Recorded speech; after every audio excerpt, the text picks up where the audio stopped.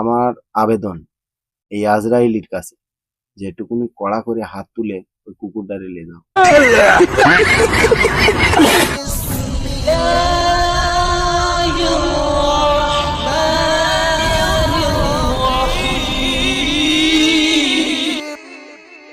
আলহামদুলিল্লাহ, আমরা এখন একজনের কাছ থেকে দোয়া নেব। উনি কড়া করে নাকি হাত তুলতে শিখেছে। চলেন দোয়াটা নিয়ে নেন আগে।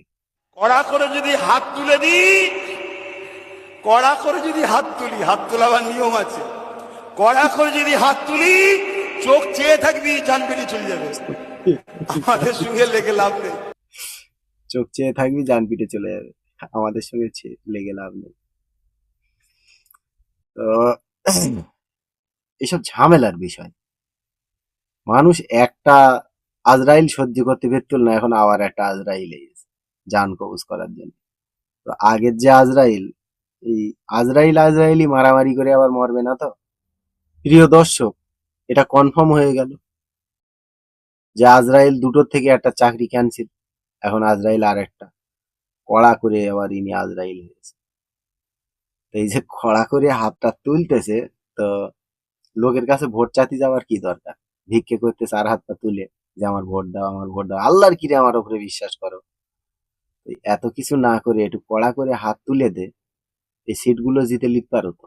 কিংবা কড়া করে হাত তুলে দে, রাজ্যের মুখ্যমন্ত্রী হতে পারো তো। চল, কড়া করে হাত তুলে আমার মাথা চুল করছে। কড়া করে হাত তুলে দে, দেখো দিন আমার কিচ্ছু হয় কি। ভোটে জিততে হবে না, কড়া করে হাত তুলে দেখো আমার কিচ্ছু হয় কি। আর নাই একটা কুকুর আছে, একটা কুকুর আমাদের এখানে সব সময় ওই, আমার মা ওই কলে পানি ধরে রাখে, বয়স হয়ে গেছে, টানতে পারে না তো কল, তো কলে পানি ধরে রাখে একটা গামলায়। সেই শালা কুকুর এসে ওই পানিতে মুখ দেয়, আর সে পানি ফেলে দেয়, আবার 7 বার মাটিতে ভালো করে ধুয়ে পাক করতে হয় সেই কড়া। এখন আমার আবেদন এই আজরাইলির কাছে যে একটুকুনি কড়া করে হাত তুলে ওই কুকুরটারে নিয়ে যাও।